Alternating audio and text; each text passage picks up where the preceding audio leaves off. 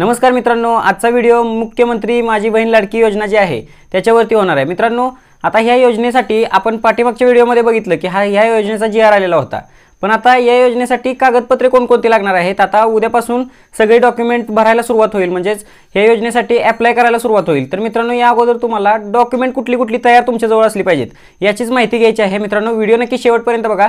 तुम्हाला A to Z जी document लागणार आहेत, म्हणजेच ही या योजनेसाठी अप्लाय करण्यासाठी, जेणेकरून तुमचा फॉर्म रिजेक्ट होऊ नये यासाठी कोणकोणती कागदपत्रे अगोदर तयार ठेवायची आहेत तुम्हाला, याची माहिती आपण आता घेणार आहोत। व्हिडिओ छोटासाच होणार आहे, थोडक्यात आपण सगळी माहिती कव्हर करणार आहोत। A to Z सगळा व्हिडिओ बघा, जेणेकरून तुम्हाला संपूर्ण माहिती मिळेल। तर मित्रांनो, आपल्या चॅनलवर जर का नवीन असाल तर चॅनलला लगेच सबस्क्राइब करून ठेवा, कारण अशाच पद्धतीचे नवनवीन कंटेंट आम्ही आपल्यापर्यंत पोहोचवत राहतो। चला मित्रांनो, व्हिडिओ सुरू करूया। मित्रांनो, या योजनेमध्ये लाभ मिळवण्याकरिता सगळ्यात अगोदर तुम्हाला योजनेच्या लाभासाठी ऑनलाईन अर्ज सादर करणे गरजेचे आहे। तर मित्रांनो, आता तुम्ही म्हणाल हा अर्ज सादर कधी करायचा, तर मित्रांनो, उद्यापासून म्हणजेच 1 तारखेपासून ते 15 तारखेपर्यंत हा अर्ज अप्लाय करण्याची मुदत दिलेली आहे। तर हा अर्ज अप्लाय कसा करायचा याचा देखील व्हिडिओ आपण आपल्या चॅनलवरती चालू झाल्यानंतर बनवणार आहोत। तर मित्रांनो, चॅनलला लगेच सबस्क्राइब करून ठेवा। त्यानंतर बघा मित्रांनो, ज्यांचं आपण रजिस्ट्रेशन करतोय त्या लाभार्थ्याचं आधार कार्ड देखील असणं गरजेचं आहे। त्यानंतर बघा मित्रांनो, तुमच्याकडे महाराष्ट्र राज्याचे अधिवास प्रमाणपत्र किंवा महाराष्ट्र राज्यातील जन्माचा दाखला असणं गरजेचं आहे।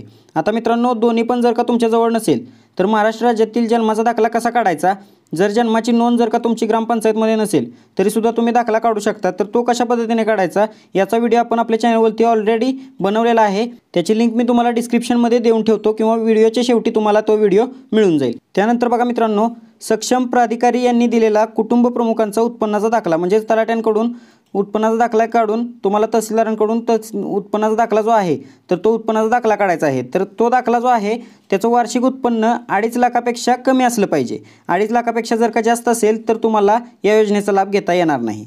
त्यानंतर बघा मित्रांनो, तुमचं जे बँक खातं असतं तर त्या बँक खात्याच्या पासबुकच्या पहिल्या पानाची छायांकित प्रत तिथे जोडायची आहे। आता पहिल्या पानाची छायांकित प्रत म्हणजे ती जी बँक खातं आहे ते नॅशनलाइज बँकेचं असणं बंधनकारक आहे। मित्रांनो, जर का नॅशनलाइज बँकेचं खातं तुम्ही दिलं नाही तर पुढे तुम्हाला अडचण येऊ शकते। त्यानंतर बघा मित्रांनो, महत्त्वाचा मुद्दा असा म्हणजे आधार कार्डला तुमच्या बँक खातं लिंक असणं अनिवार्य आहे। त्यानंतर मित्रांनो, तुमचा जो पासपोर्ट साईजचा फोटो असतो तर तो पासपोर्ट साईजचा फोटो तिथं द्यायला लागणार आहे। त्याचप्रमाणे तुम्हाला रेशनिंग कार्डसुद्धा तुमचं तिथे द्यावं लागणार आहे। मित्रांनो, एक गोष्ट लक्षात ठेवा, रेशनिंग कार्डमध्ये तुमचं नाव असलं पाहिजे, म्हणजे जे लाभार्थी यासाठी अप्लाय करत आहे तर त्या लाभार्थ्याचं नाव असणं बंधनकारक असणार आहे।